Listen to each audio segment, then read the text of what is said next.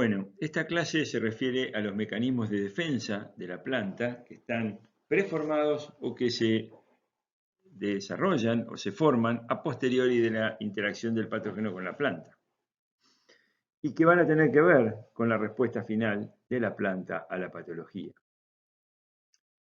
Estos son, decir, ¿cuál es el escenario de una interacción patógeno-hospedante? Bueno, podemos tener algunas, las interacciones pueden devenir en resistencia, en plantas inmunes, plantas que no son susceptibles, y plantas susceptibles.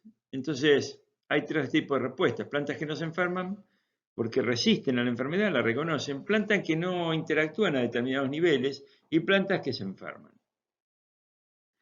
Y entonces acá lo que está por un lado está interactuando la resistencia de la planta, que tenemos aquí en color verde, con la capacidad de infección que puede ocurrir o no, de acuerdo a cómo interactúe el patógeno con la planta. Y después una característica del patógeno tiene que ver con la virulencia, que es la capacidad de provocar enfermedad.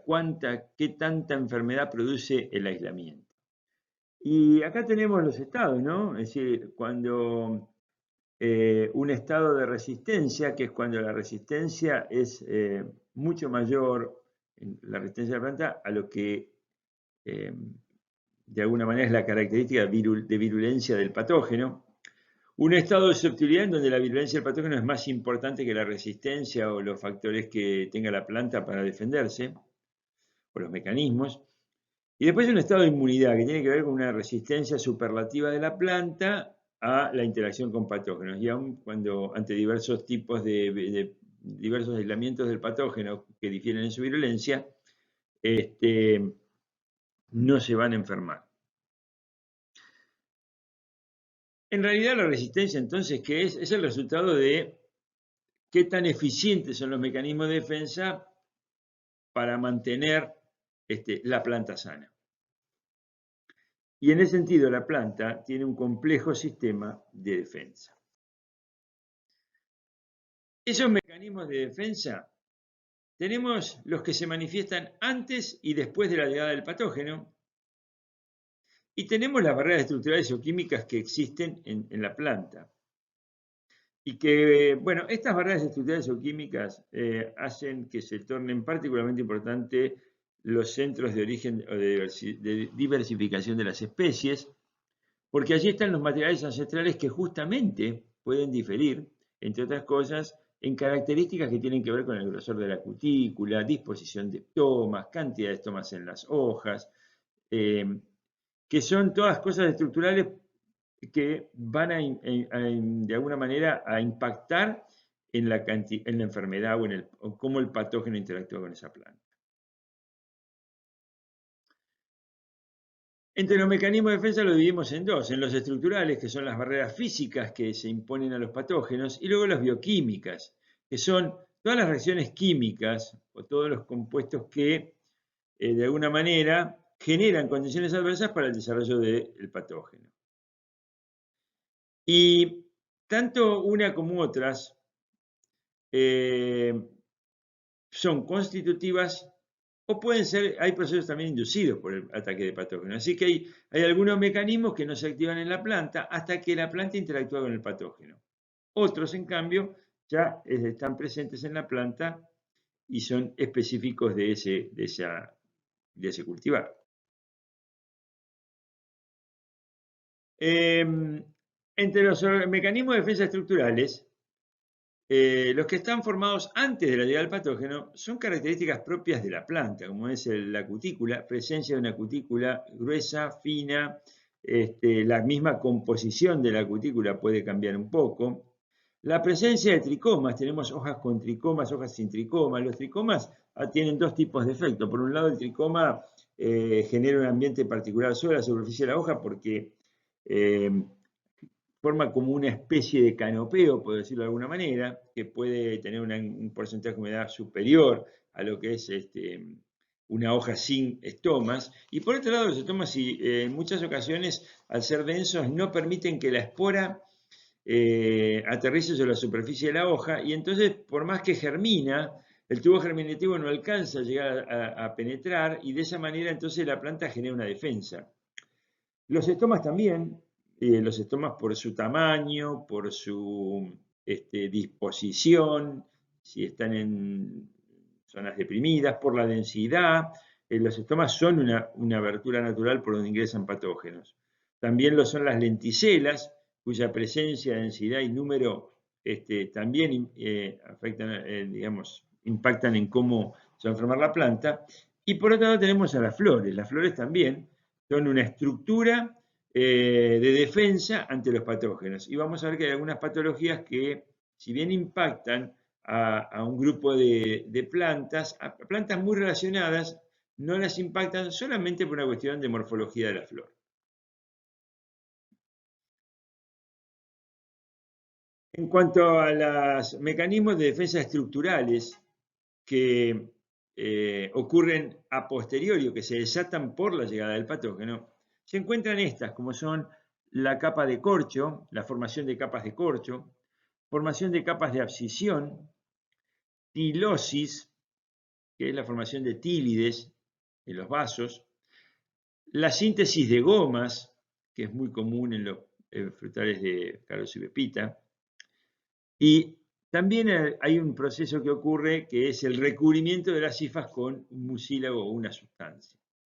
Todos estos son mecanismos que se activan luego de que el patógeno interactúa con la planta. Entonces, volviendo a los mecanismos estructurales performados, acá tenemos los estomas y vemos cómo los estomas están dispuestos aquí en la parte superior y es por donde ingresan los patógenos. En este caso tenemos a la viruela de la selga y vemos aquí cómo sobre esas mismas superficies que vemos estos estomas y el ingreso de la germinación de esporas, el ingreso de los tubos germinativos, luego vemos las lesiones, ¿no? Entonces quiere decir que en tanto y en cuanto dispongamos a los estomas en sitios que estén menos expuestos de alguna manera a la presencia de las bacterias, va a impactar. También la densidad, y acá tenemos, fíjense, en un espacio muy pequeño, 4 estomas, si nosotros bajamos la densidad de estomas, obviamente que bajamos la posibilidad de ingreso del patógeno. En cuanto a tricomas, acá tenemos un ejemplo que es el torque del duraznero, que es una enfermedad provocada por Tafrina deformans, y que en realidad la patología es una patología bimodal, tiene dos momentos de ataque. Cuando la planta emite sus hojas, estas presentan una sintomatología típica que ustedes ya van a ver cuando veamos las enfermedades específicamente. En realidad vemos una hiperplasia, también vemos hipoplasias, pero en todo caso es muy típica, es una enfermedad fácil de reconocer. Y en los frutos también puede, es decir, el segundo ataque de la enfermedad se da en los frutos. Pero sin embargo, en el durazno no se ven mucha afectación. Eso se ve a los tricomas que tiene el fruto del durazno. El durazno, al tener los tricomas, no permite que las esporas estén en contacto con el fruto y de esa manera el fruto no se ve afectado. Si consideramos al pelón, que no tiene los tricomas, el pelón es afectado seriamente por este patógeno a nivel del fruto. Entonces, en este caso los tricomas están protegiendo, generando una distancia física entre la espora y la superficie del fruto. Bueno, luego tenemos las lenticelas. Las lenticelas son particularmente importantes. ¿Por qué? Porque su densidad, su tamaño, etcétera. En el caso de la papa, hay una enfermedad que es provocada por Streptomyces scabies, es la sarna común de la papa. Esta es la apariencia de la papa. Aparece justamente con una piel como con sarna, ¿no? Con unos resquebrajados, unas manchas. Y eso se debe a que este patógeno ingresa por las lenticelas del tubérculo, de los tubérculos, y en realidad la planta lo que hace, bueno, va a generar después una capa de corcho, vamos a ver, que dijimos que era algo que ocurría a posteriori, pero el ingreso es por lenticelas y por eso también la cantidad de lenticela a su disposición hace al ingreso de este patógeno o a la infección de los tubérculos de papa por este patógeno. Como mecanismo estructural performados tenemos también a las flores y algunas patologías. Vamos a ver que pueden ingresar por una zona abierta, como es el estigma. Otras podrán ingresar por los estambres. En cualquier caso, la morfología de la flor es clave. En este caso, el cornezuelo del centeno, Claviceps purpúrea, un patógeno que es muy serio y que ha provocado, yo les conté en la primera clase que ha provocado hambruna en el mundo. En realidad no afecta al trigo y tiene que ver solamente con una cuestión de morfología de la hoja, perdón, una cuestión de morfología de la flor, y solamente eso, esa diferencia hace que las plantas de centeno sean susceptibles al cornezuelo, mientras que no lo son los trigos y otras gramíneas vinculadas. De manera tal que, en este caso, este mecanismo también que está preformado cumple un rol clave. Entre los mecanismos de defensa estructurales postformados podemos nombrar las tílides. Y acá tienen ustedes un esquema de las tílides. Fíjense ustedes que son como una formación que proviene de una sola que está pegada al vaso y que en realidad llena el vaso y lo ocluye por biomasa. Esto es un síntoma típico de una enfermedad, la enfermedad de Pierce, que es provocada por Xylella fastidiosa. Xylella fastidiosa es una bacteria fastidiosa, son bacterias que viven en los vasos, pero que producen, entre otras cosas, justamente unas mucílagos o moléculas que en realidad que son las que van a formar las tílides y que impiden el pasaje del agua por los vasos, de manera tal que empieza a provocar estos marchitamientos en las láminas de las hojas.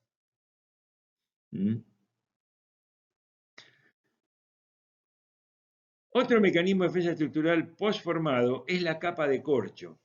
Y las capas de corcho suelen formarse por debajo del patógeno que aterrizó sobre la planta. ¿Cuál es la idea? La idea es generar una barrera que no permita, por un lado, seguir proliferando el patógeno hacia el interior de la planta y por otro lado, además, si el patógeno libera algún compuesto tóxico, que tampoco llegue a las células, en este caso de la hoja, o podría ser de un tallo.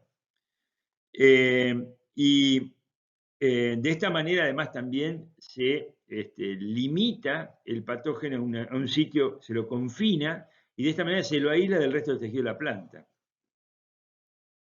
Y acá tenemos un ejemplo con Mycosphaerella populorum, que produce la cancrosis del álamo, que en realidad lo que vemos es un cancro. Bueno, en los cancros lo que hay es justamente una producción de corcho que intenta dejar fuera de lo que es el tejido vivo al agente patógeno. También como mecanismo de defensa tenemos a la formación de capas de abscisión. Acá ustedes tienen un esquema. Esto responde a un par de capas a lo largo de toda en un corte transversal a lo largo de toda la hoja, y que lo que genera es que se vaya produciendo un tejido de abscisión todo alrededor del patógeno, que finalmente en muchos casos termina en el desprendimiento del tejido.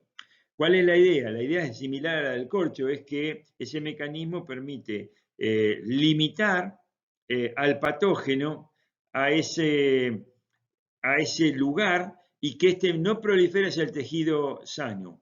Y por eso después las plantas aparecen como con hojas aperdigonadas. Bueno, otro mecanismo de defensa estructural que se postforma es también la síntesis de gomas o la producción de gomas. En este caso tenemos como ejemplo a Phytophthora citrophthora, que genera gomas, y esto es lo que provoca. De alguna manera es lo mismo, ¿no? En realidad la planta produce una cantidad importante de gomas que rodean al patógeno, esto limita, por un lado, la difusión de compuestos por parte del patógeno, pero además también el crecimiento del patógeno. Y de esta manera la planta se defiende de los patógenos.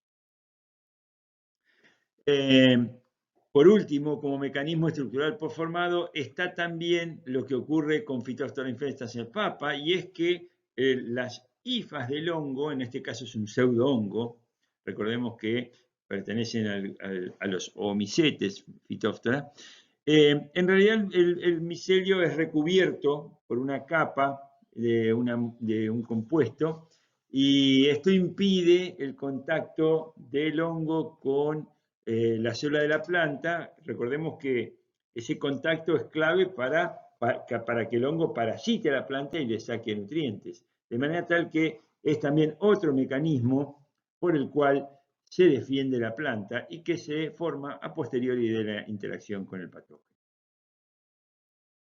En cuanto a los mecanismos de defensa bioquímicos, estos son obviamente reacciones que ocurren en las células del hospedante, y allí encontramos básicamente, de alguna manera, la síntesis de sustancias, por un lado, tóxicas o que generan condiciones adversas para el desarrollo del patógeno. Y entonces, el comportamiento de un patógeno en la planta no depende quizás tanto, de alguna manera, de las barreras estructurales, porque en definitiva una vez que las pasan no dependen de ellas, pero sí de los compuestos que se han sintetizado antes o que se sintetizan después de que el patógeno interactúa con la planta. ¿Por qué? Porque muchas de esas sustancias son en muchos casos sustancias tóxicas para los patógenos. A veces son fungiestáticas o bacteriostáticos, es decir, detienen el crecimiento. Si bien no lo eliminan, lo detienen, y de esa manera previenen el avance de la enfermedad. Bueno, dentro de estos compuestos preformados encontramos a un grupo conocido como prohibitinas, que incluye fitonocidas o pseudoanticuerpos. Y en este caso, a los que encontramos son las fitoanticipinas, que son básicamente fenoles, ácidos grasos, también toxinas. Ahí vemos que están los fenoles o derivados de los mismos, como los taninos, las flavonas, el ácido clorogénico, las quinonas, el catecol. Son todos compuestos tóxicos para los patógenos. También tenemos compuestos alcaloides que inhiben el crecimiento de los patógenos. Glucósidos, hay glucósidos que también son fundamentalmente, hay glucósidos cianogenéticos que por acción de una enzima liberan ácido cianhídrico y estos detienen a los patógenos. Y por otro lado hay aminoácidos con actividades también inhibitorias para los patógenos. Además de eso, tenemos a las proteínas, que eran esos tipo anticuerpos de los que hablábamos. Hoy se conocen como defensinas, conocemos distintas cosas.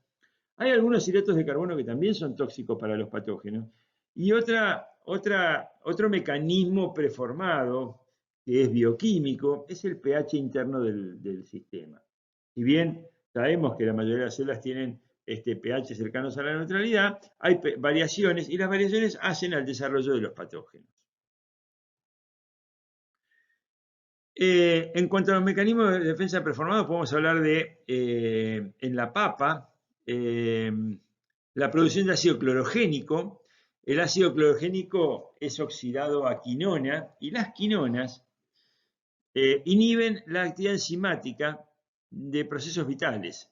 Es decir, las quinonas son compuestos complejos que surgen obviamente de la oxidación de este ácido, y en los cultivos resistentes hay una mayor cantidad de ácido clorogénico en las raíces. También las plantas jóvenes tienen una mayor cantidad de ácido clorogénico. Y en la medida que la planta avanza en su ciclo, en realidad disminuye la cantidad de ácido clorogénico. Y esto está de alguna manera compuesto es tóxico para los patógenos.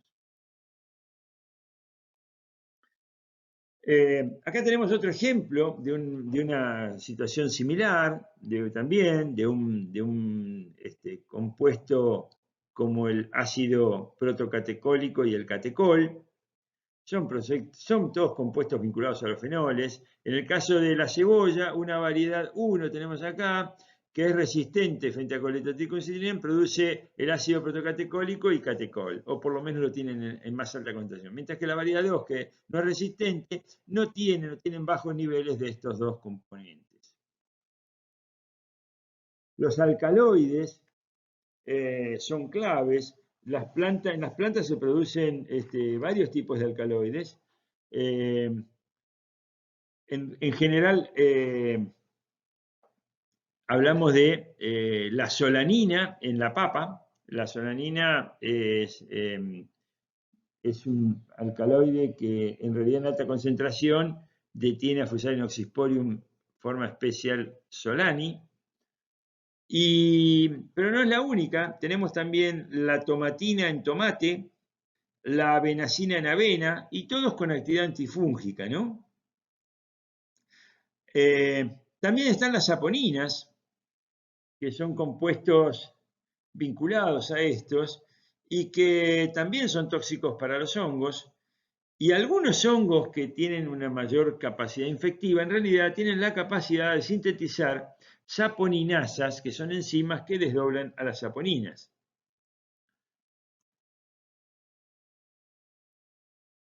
En cuanto a los glucósidos, también tenemos el ejemplo de la hernia de las coles provocada por Plasmodiopora brásica. Acá vemos las hernias o agallas que se forman en la base de los tallos, en las raíces. Las crucíferas contienen, bueno, esto ataca obviamente a las crucíferas, que son dentro de la familia que están las coles, y producen sinigrina. Hay una enzima que está presente en algunas especies que desdobla al glucósido, la sinigrina que es un glucósido, lo desdobla en azúcar y a litiocianato, que es tóxico para el hongo. Entonces, de alguna manera es haciendo mejoramiento, introduciendo un gen de síntesis de esta enzima, o por lo menos analizando plantas en cuanto a que tengan más actividad de esta enzima, aumentaríamos la resistencia frente a los patógenos. Acá tenemos el caso de aminoácidos, y en el caso de la sarna del manzano, provocada por Venturi inequalis, como ven ustedes, produce una deformación del fruto. Acá tienen ustedes el daño. Como mata células, el fruto se deforma. Y aquí la fenilalanina le da a la planta resistencia. ¿Por qué? Porque la fenilalanina actúa aumentando la producción de derivados fenólicos, como la fluoretina y el ácido fluorético. En cualquier caso, nuevamente, son compuestos fenólicos, todos los compuestos fenólicos son tóxicos, y de manera que en la medida que aumentan estos compuestos, aumentamos el buen comportamiento de la planta frente a un patógeno. En cuanto a los hidratos de carbono, hay cierta correspondencia, de acuerdo a las patologías, entre el contenido de hidratos de carbono de una planta y la capacidad de que la misma, o la posibilidad de que la misma sea colonizada por un patógeno. Y en algunos casos, los altos niveles de azúcares disminuyen la resistencia de la planta, como por ejemplo es el caso, como ustedes ven ahí, descrito de las rollas, o en otros casos el bajo nivel de azúcares hace que la planta sea susceptible, como es el caso del tizón temprano de la papa y el tomate.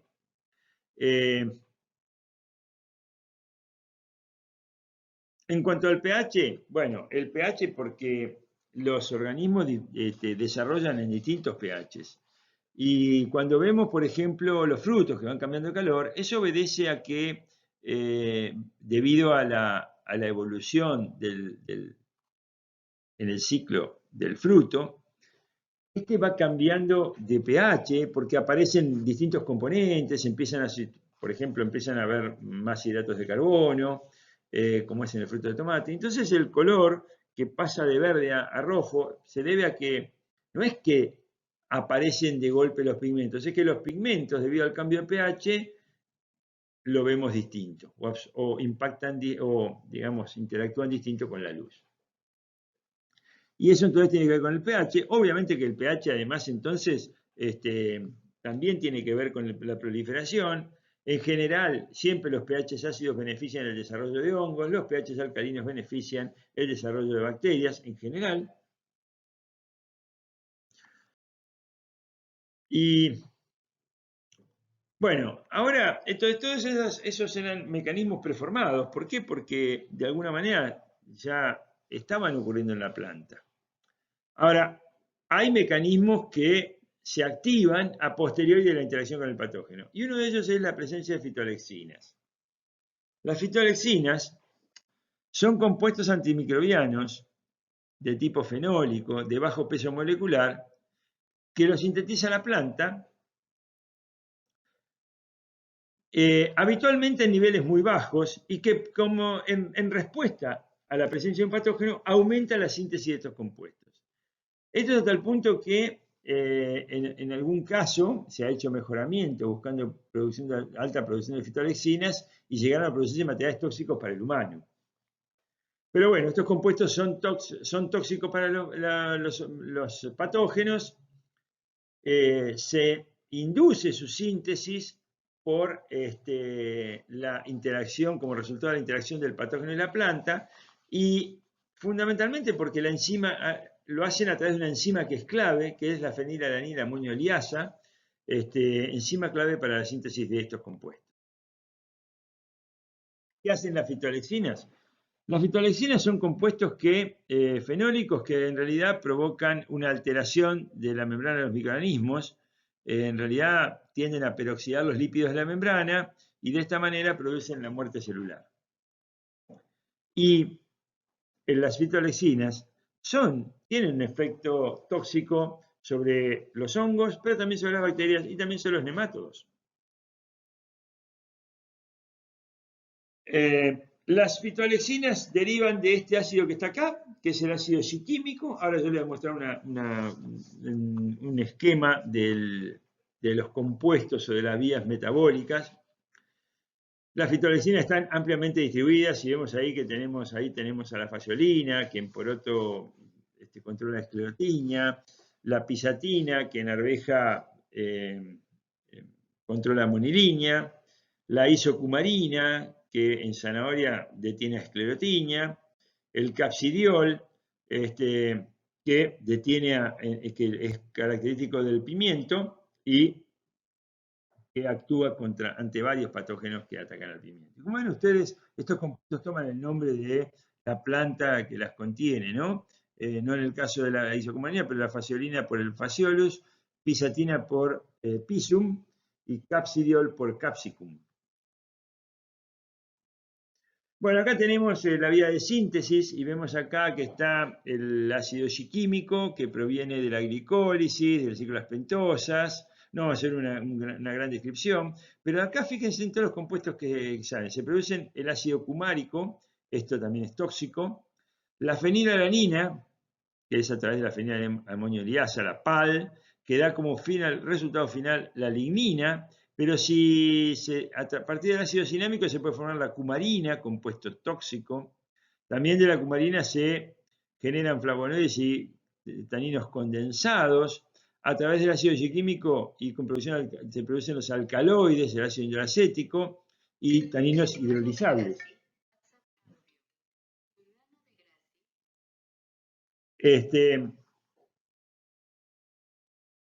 Dentro de los mecanismos de defensa bioquímicos postformados, también se incluye, si bien de alguna manera nosotros lo vemos en otra parte, a la reacción de hipersensibilidad, que es una reacción extremadamente importante en la fitopatología y que consiste en que cuando un patógeno está presente en un número importante de propágulos en una hoja, genera en un periodo de tiempo muy corto una muerte celular del tejido y nos permite de esa manera identificar organismos patógenos.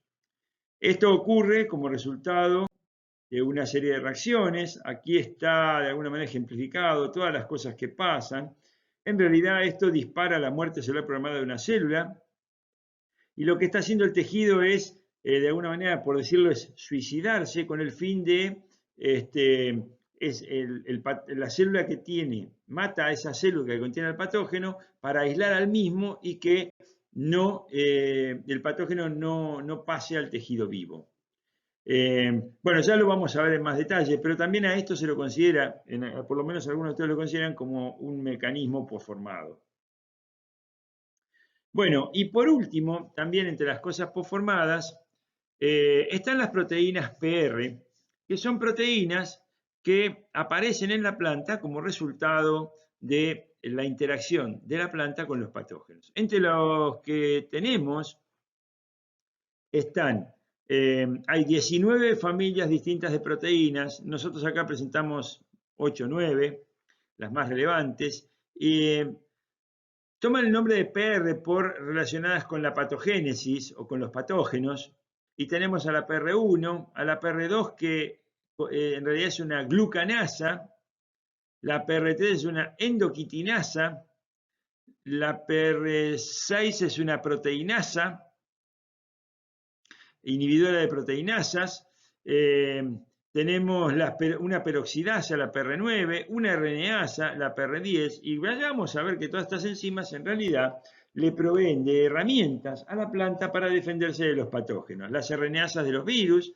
las proteinasas de justamente la actividad proteolítica de algunas bacterias, las peroxidasas para peroxidar a los patógenos, la endoquitinasa para degradar la pared de hongos, la glucanasa para degradar la pared de los omicetes, y así siguiendo. En definitiva, un conjunto de proteínas que está presente en bajos niveles en la planta, pero cuyo nivel aumenta sustancialmente cuando la planta se pone en contacto con